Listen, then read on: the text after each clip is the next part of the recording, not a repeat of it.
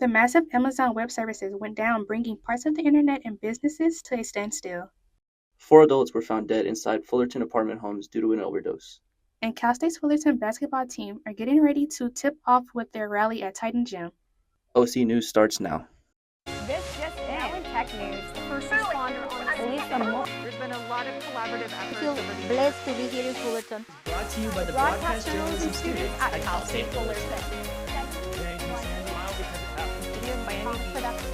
OC News starts right now.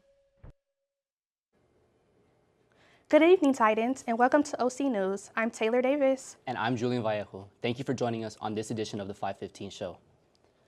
A major online disruption among Amazon Web Services halted numerous important softwares on Monday, causing temporary panic among millions of people. AWS, the cloud platform that powers numerous softwares including Canvas, Facebook, Snapchat, and Fortnite, saw a shutdown that lasted roughly 15 hours. The panic ensuing disruption rooted from a domain name system issue in its center in Northern Virginia. The failure blocked access to a crucial cloud database server, causing a widespread digital halt among many popular online services. The shutdown affected students' access to Canvas, a learning management system that allows students to complete their coursework. An audacious heist took place at the Louvre Museum in Paris, France, leaving the world stunned and raising questions about security at one of the world's famous museums. A seemingly cinematic plot, the heist consisted of over $100 million worth of jewels taken in a strategically executed plan. The robbers, with their faces concealed, used grinders to break through the windows of the shoulder that's next to the Seine River, smashing 2 cases inside the museum.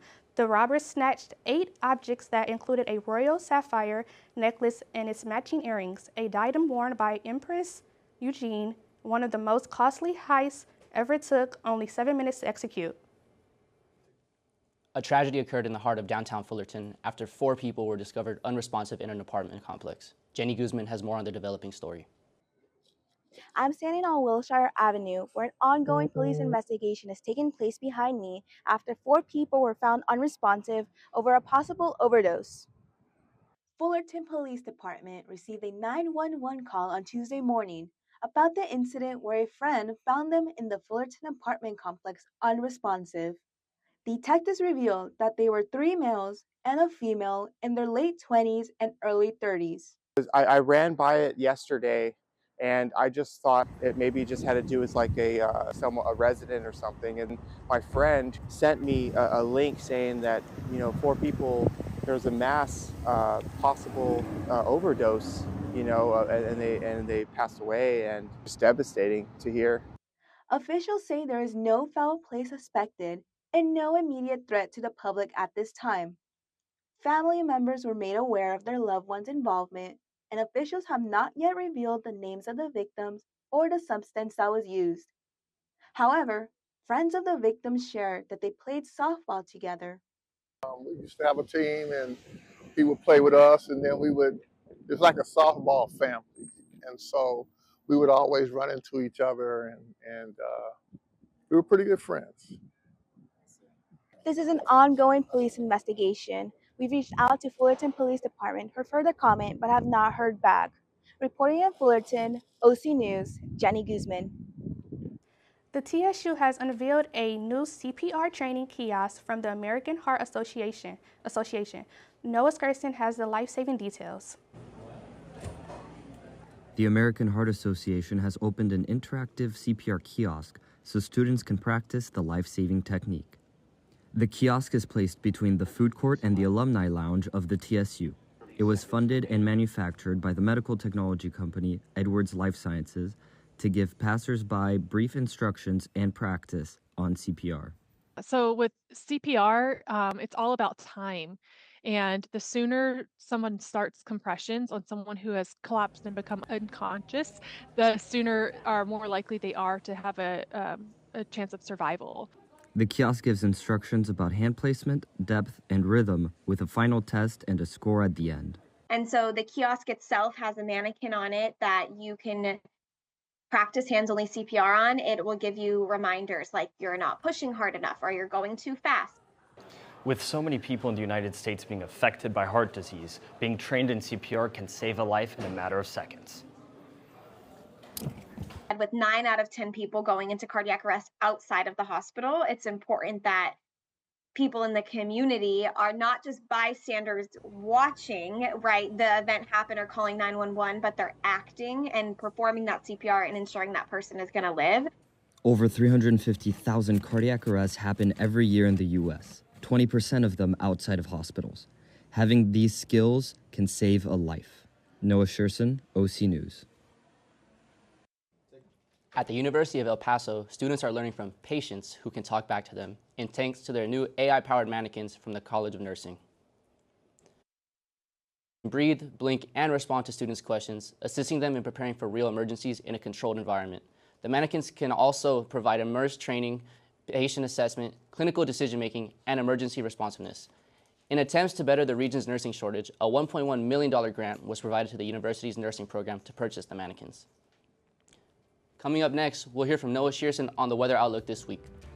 And we'll see what men's basketball has in store to rally students up for the season. Stay tuned.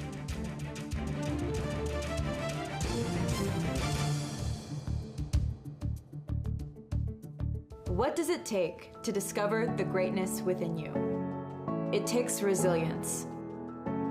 When I first got to Cal State Fullerton, I felt lost. Then I found my community. It was like a caring family cheering me on. I wasn't sure about being a chemist. My professor showed me I could. People believed in me here, and I learned to believe in myself. Discover the resilience within you at Cal State Fullerton. Can I get the now bar, please? $1. Have a good one. Got it. Hey, what's going on? Hey. Let me get a now bar. Sure. $1. Appreciate you. Got it.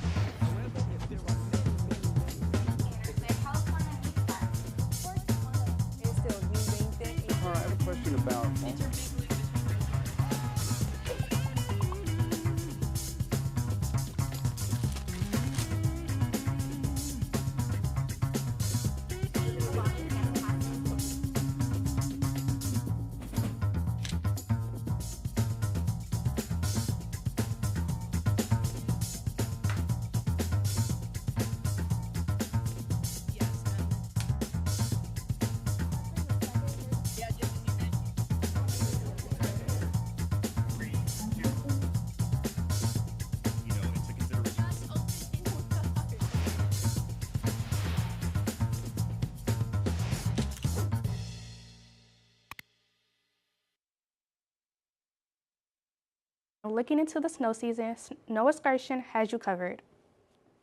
Thank you, guys. Before we get to the snow season, we have to get to the weather here in Fullerton. Starting about our same day, we have a cool 72 degrees to start out with, a low of 59, a little bit higher for this week's standard. Light winds, we're not working with too much. As you can tell, my hair still looks great, so I didn't have to worry about that. Humidity at 54%. We are expecting that to get a little bit higher as we get to some more rainy weather. Sunrise at 7 a.m., so for all you morning birds who saw this, you guys are lucky. I was sleeping in. I'm enjoying my Z's. Sunset is at 6:08 p.m. We are expecting that to come back about an hour as soon as daylight savings ends next Sunday. Moving on to our 5-day forecast. Tomorrow, Thursday, we are at 76 degrees and it's going to be sunny, so a pretty similar day to what we had today. Tomorrow, for all you beachgoers, this might be your last day of somewhat feeling like summer. It's the hottest day of the week. If you don't have any Friday class, highly suggest you guys head to that. Going on to this weekend, we are having some partially cloudy weather. So heading into that winter season, the lows or the highs are getting lower, the lows are getting higher. That is because that top layer of overcast overnight is going to keep that warm temperature trapped in. Then on Monday, when we get back to school, just wear sweatpants and a nice hoodie. It's going to be a little cooler in the morning, but in the afternoon, you might want to take that hoodie off and get ready for everything else. Moving on to some colder weather, the mountains are finally getting some powder. Mammoth Mountain has already received significant snowfall 2 weeks ago and is expected to get more later this week. Locally, Big Bear Mountain still looks rather barren, but is expected to get more snow as we get into November. Mammoth is currently scheduled to open on November 14th, while Big Bear usually opens on Thanksgiving weekend, might possibly open earlier depending on the weather. All right, guys, I'm going to be honest. I'm going to camp out on the slopes because I didn't spend this much money on an Icon Pass for nothing. Shredding back to Julian and Taylor, back at the desk. Titan Athletics is putting on another great event tonight that's perfect for showing off your Titan pride. Colin Costigan has the latest. For just the second time ever, the Night of the Titans Blackout Rally will take place here at the Titan Gym. After a successful turnout last year, Titans Athletics is running it back, featuring many fun festivities such as an obstacle course, hoops musical chairs, and other surprise performances. The doors will open at 7:30 p.m., where students can enjoy a free pregame pizza party before the rally begins at 8 p.m. This event also features the men's and women's basketball teams, as well as the track and field team.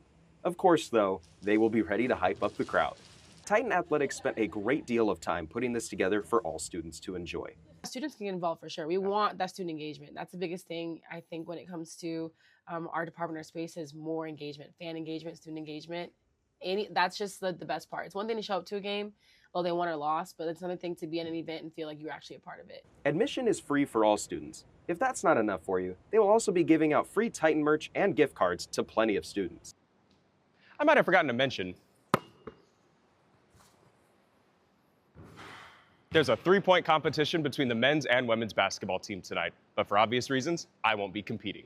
This is the only night rally of the year, so come on out and don't forget to wear all black. Reporting from Fullerton, California, I'm Colin Costigan with OC.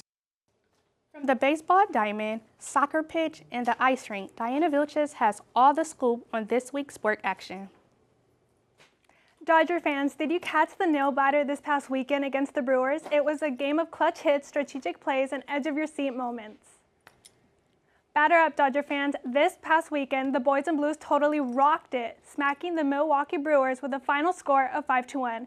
Mookie Betts and Freddie Freeman were on fire, slamming hits that sent the Dodgers soaring, and let's give a shout-out to the bullpen. They locked it down. Keeping up with the Brewers, causing any late-night game chaos, this one was a total team effort, proving that the Dodgers are ready to bring the heat all season long. Why did the Colts win against the Chargers? Because they brought their A-game and the Chargers were all charged out.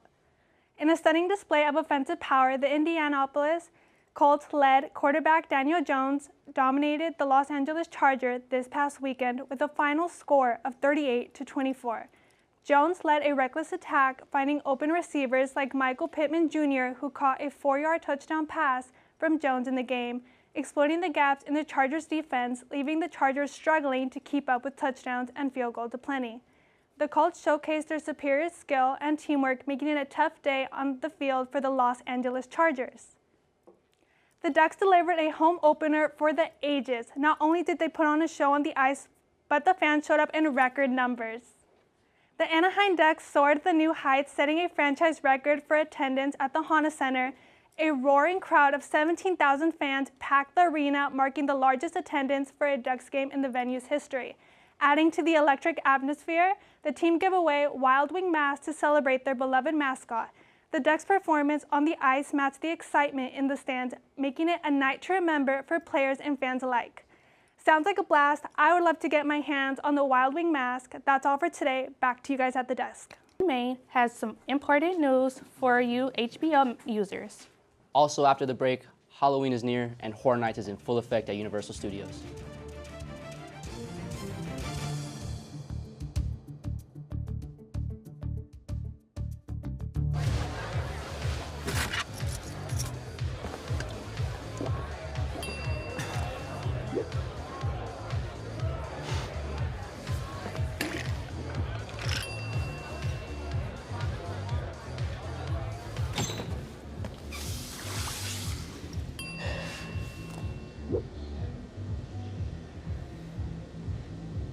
If you need to do something to feel okay to drive, you're not okay to drive. Don't drive buzzed. STEM is precise, no margin for error. Dare to forget that. Dare to have fun with it. Get weird with it. Dare to send those old STEM theories flying past the neighbor's house into outer space. Dare to program something internet-breaking, record-breaking. Dare to blow their minds. Dare to learn the difference between sedimentary and metamorphic rock. Go find those rocks. Dare to keep daring. Dare to STEM. Check out She Can STEM to get started. Worried about your friend, but don't know how to reach out? You could say, how are you, or get a fake tattoo. You could ask with an app if it works for you. You could chat with them in VR, it's so good. If you think you should check in, yeah, you should. Whatever gets you talking. Reach out to a friend about their mental health. Whatever gets you talking. Learn how you can help at seizetheawkward.org.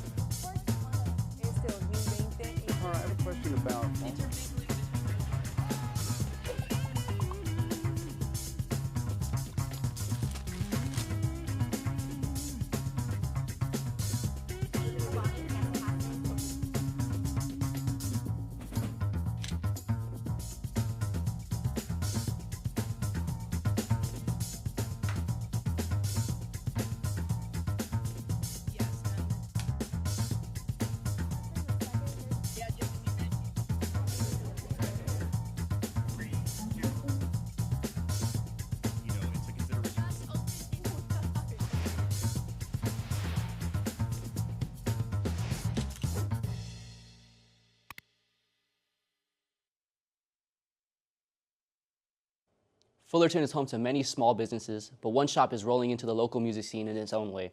Sue Freyer shows us how a local business creates community through sound checks and skate decks. Right next to Cal State Fullerton, there lies a skate shop unlike any other. Program Skate and Sound features skatewear and skateboards, while also serving as a venue for local artists to perform. I think we set ourselves apart here because we have both sides. We have the music portion and the skateboarding portion. We also don't try and cool guy anybody when we have new people come in. When people ask us questions, we're genuine and we want to help, and I think that's a big thing. From the sound of guitars to the roll of skateboard wheels, Program Skate and Sound stands for those seeking creative outlets in an industrial city. Every 6 to 18 months, there's always things that are changing, so we have to be very creative. Buying a board or a t-shirt can also score you free tickets to shows across Orange County, a promo designed to keep the music rolling and the youth culture alive. Yeah, so we definitely partner up with different festivals and different venues, from the House of Blues to the Observatory to Chain Reaction to some of the bigger punk fests to some big shows, even like as big as like the Hollywood Bowl. We've definitely given away tickets. On November 8th, Program will be hosting a pop-punk takeover amidst Vans Warped Tour in Orlando. For more updates, go ahead and follow them on Instagram @Program. Reporting for OC News, I'm Suhaiti Freyer. Back to you guys at the desk. Let's see what's going on in the world of entertainment this week with Dane May.